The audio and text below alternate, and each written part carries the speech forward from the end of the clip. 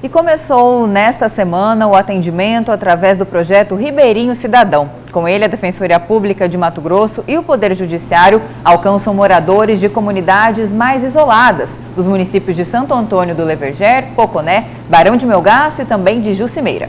E é para falar sobre esse e outros assuntos que está aqui ao vivo no estúdio do Jornal do Meio-Dia, o defensor público Air Praeiro. Boa tarde, defensor, e seja bem-vindo. Muito obrigado. Boa tarde. Defensor, para quem ainda não conhece muito bem esse projeto, o que é e o que faz o Ribeirinho Cidadão? Projeto, no caso. É uma boa pergunta, porque o projeto foi gestado pela Defensoria Pública no ano de 2006, ocasião em que nós estávamos na comarca de Santo Antônio. E nós sabíamos que o Ribeirinho não vinha até a comarca, porque a dificuldade era enorme. Eu sou cidadão santo-antoniense, cidadão de Barão de Melgaço. Mas na comarca de Santo Antônio nós observávamos que o Ribeirinho não via dirimir os seus conflitos. E nós sabíamos por quê. Porque ou ele anda de uma canoa feita de um pau só, ou ele anda a cavalo, então não tem como chegar à comarca. Então nós imaginamos uma forma de o Estado chegar até ele levando cidadania. E quais as principais demandas dessas pessoas, as quais a Defensoria defende, né, atuando ali como na verdade, nós imaginávamos, na época o magistrado era o Dr. Lídio Modesto Curve, nós idealizamos isso em conjunto, nós imaginávamos que a necessidade do cidadão do Ribeirinho era cidadania, justiça, Sim. Questão de família, questão de pensão alimentícia, mas nós observamos depois que não, era cidadania.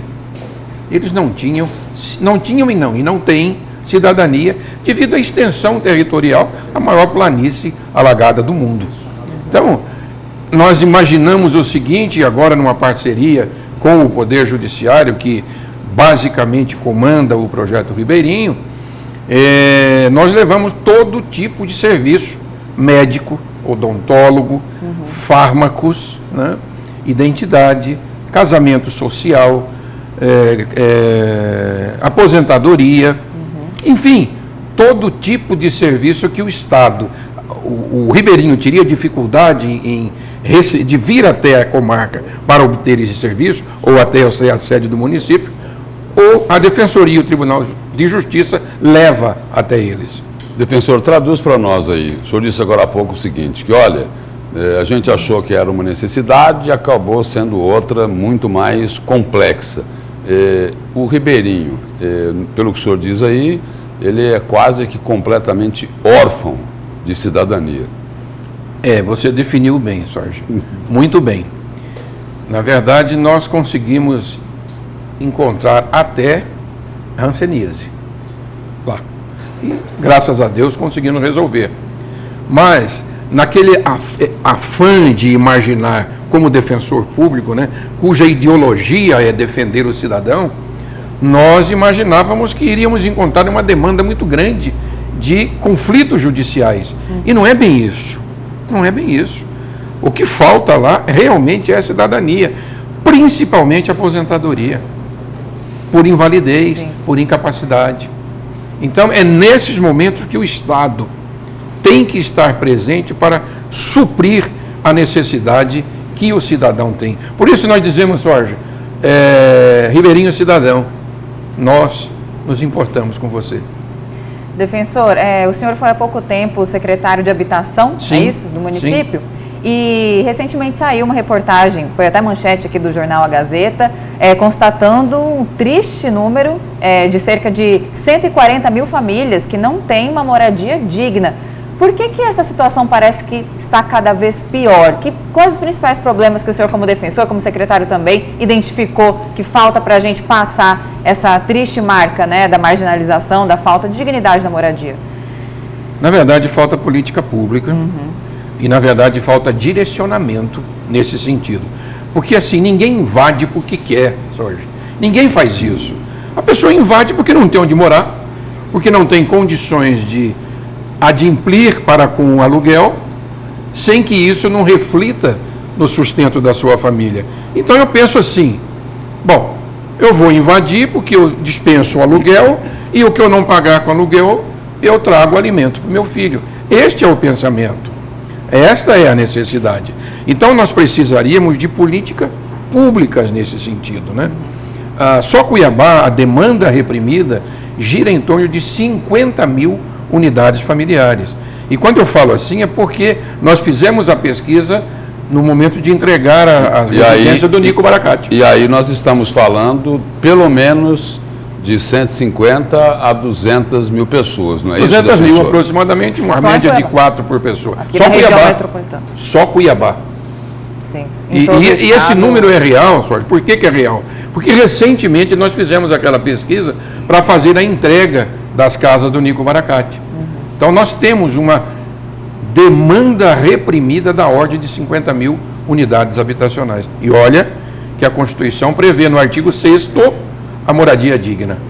Em relação também, defensor, uma decisão recente do Supremo Tribunal Federal, mandando, né, que pessoas que haviam sido despejadas, famílias lá do Jardim Ubirajara, fossem reintegradas, usando esse termo, não sei se é correto, ali naquela área.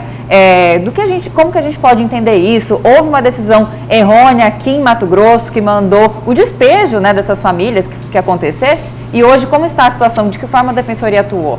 A Defensoria ingressou nos autos como custos vulneráveis, ou seja, fiscal dos vulneráveis. É uma nova figura atribuída à instituição.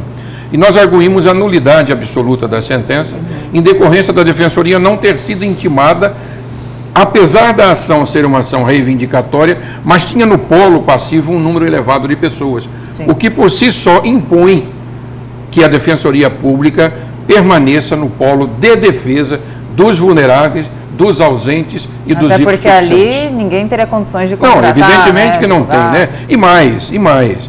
Havia ali, ou ainda está em vigência, a DPF do ministro Barroso, proibindo qualquer reintegração nesse período de pós-pandemia, que iria agora até o dia 31 de junho.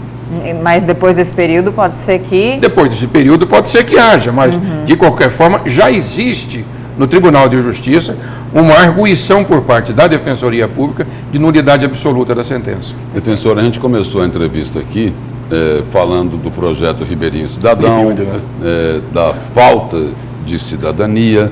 E o Ribeirinho é o seguinte, né? Ele vive da pesca e sobrevive do peixe, pelo menos na grande maioria. E aí é o seguinte, aí agora querem instalar ao longo do rio Cuiabá pequenas centrais hidrelétricas que podem, inclusive, comprometer de forma gravíssima a reprodução dos peixes. Será que a ideia aí é o quê? É acabar com o rio Cuiabá? Olha, nós não temos dados absolutos para poder manifestar tecnicamente sobre esse assunto. De qualquer forma, nós já tivemos notícia de que algo em torno de 80% da capacidade reprodutiva desses peixes seriam comprometidos. A Defensoria, de qualquer forma, irá analisar, dentro da atribuição competente do Defensor Público, a possibilidade de arguir juridicamente a impossibilidade dessa execução, porque, ao nosso ver, ambientalmente, nós consideramos inadequado. Defensor, obrigado pela presença e pelas informações aqui no Jornal do Nós é que agradecemos a oportunidade. Muito grato. Obrigado.